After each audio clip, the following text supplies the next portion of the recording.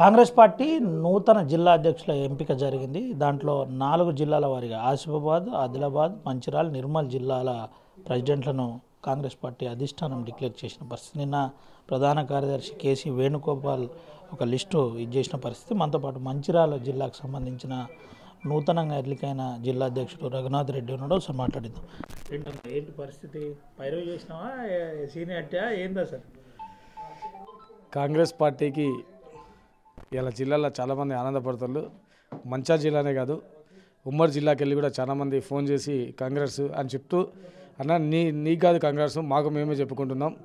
ఎందుకంటే కాంగ్రెస్ పార్టీ చరిత్రలో ఒక సామాన్యమైన కుటుంబంలోకి వెళ్ళి కార్యకర్త స్థాయి నుండి జిల్లా అధ్యక్షుడిగా ఈరోజు పార్టీని నియమించిందంటే ఇలా పార్టీ కార్యకర్తను గుర్తించిందని ఇలా ఆనందపడుతున్నామన్నా. అది మిమ్మల్ని కాదు, మమ్మల్ని గుర్తించినట్టు. కానీ ప్రతి ఒక్కరు కూడా ఫోన్ చేసి చెప్తుంటే చాలా ఆనందం అనిపించింది.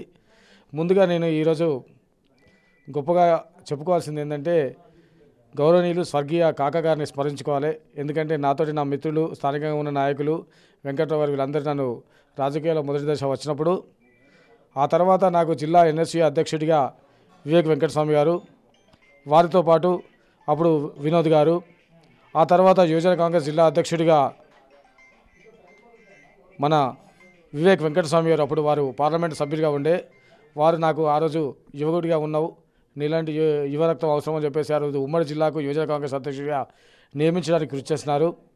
ఆ తర్వాత ఎన్నో కష్ట నష్టాలకు ఓర్చి ఈరోజు కాంగ్రెస్ పార్టీ నన్ను జిల్లా అధ్యక్షుడిగా నియమించడానికి అన్ని రకాల అర్హతలు చూసినా, అధిష్టానం కొన్ని సందర్భాల లోపల ఆర్థిక స్తోమతను, నాయకత్వము ఉంటే బాగుంటుంది, ఎవరు సపోర్ట్ చేస్తే బాగుంటుందనే ఆలోచన ఉన్నప్పుడు వివేక్ వెంకటస్వామి గారు వారు మొదటికెళ్ళి నన్ను ఒక క్రమశిక్షణ గల కార్యకర్తగా గుర్తించడం జరిగింది.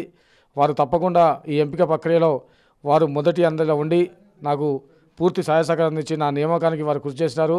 వారితో పాటు పెద్దపల్లి పార్లమెంట్ సభ్యులు వంశీకృష్ణ గారు, యువకులు, వారు నన్ను కూడా రఘునాథ్ అన్న నువ్వు ఉండాలి, ఎందుకంటే పార్టీకి క్రమశిక్షణ గల కార్యకర్తవు, నువ్వు ఉంటే బాగుంటుంది, పార్టీ ఇంప్రూవ్మెంట్ అవుతుందని చెప్పేసి వారు చెప్పడం జరిగింది. వారితో పాటు బెల్లంపల్లి ఎమ్మెల్యే వినోద్ గారు కూడా మొదటికెళ్ళి నన్ను చూశారు. నా క్రమశిక్షణ వారు చూసిండు కాబట్టి వారు కూడా కోఆపరేట్ చేశారు. అదేవిధంగా గతంలో ప్రేమసాగరరావు గారు ప్రతిపక్షంలో కాంగ్రెస్ పార్టీ ఉన్నప్పుడు, రఘునాథ్ కాంగ్రెస్ పార్టీ అధికారంలోకి వచ్చినప్పుడు తప్పకుండా అవకాశం వస్తే నువ్వు జిల్లా ప్రెసిడెంట్గా ఉంటే బాగుంటుంది, నేను తప్పకుండా రికమెండ్ చేస్తాను కూడా వారు గతంలో చెప్పడం జరిగింది.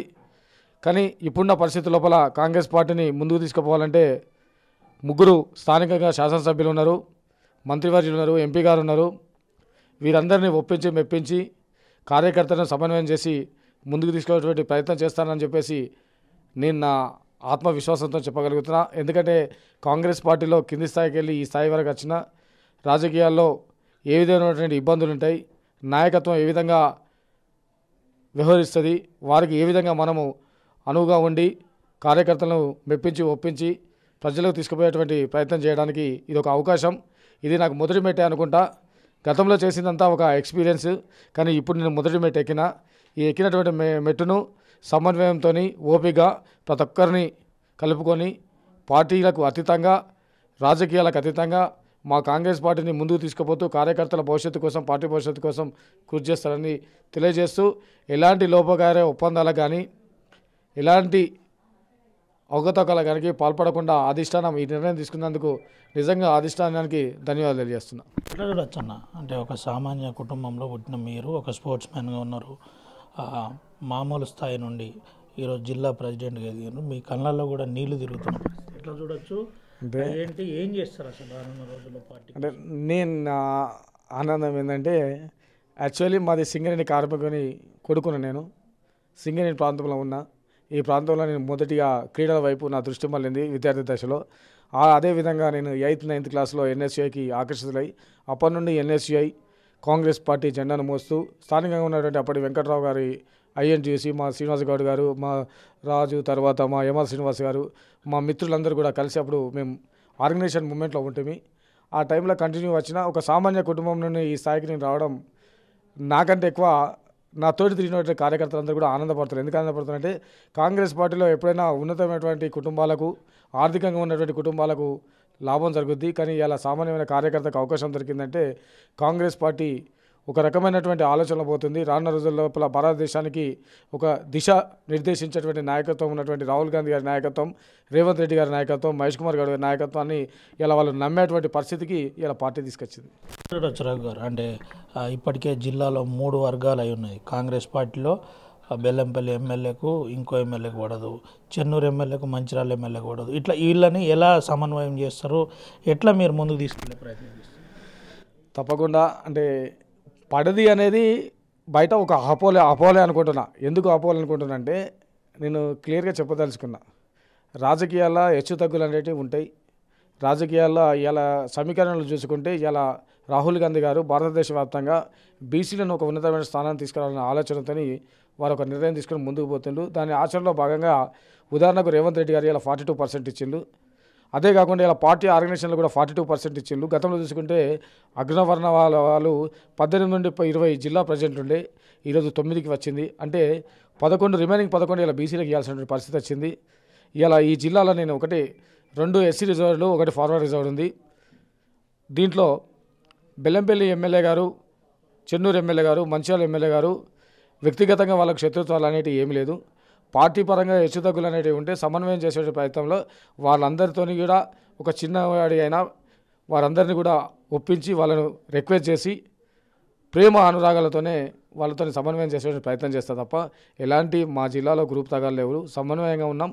గతంలో పనిచేసినటువంటి శ్రీమతి సురేఖ ప్రేమసారావు గారు కూడా ఇవాళ నేను వారిని ఆదర్శంగా తీసుకుంటాను. ఎందుకంటే వారు సమన్వయం చేయడంలో కూడా చాలా మెలుగుగా అందరినీ ఒప్పించడం జరిగింది.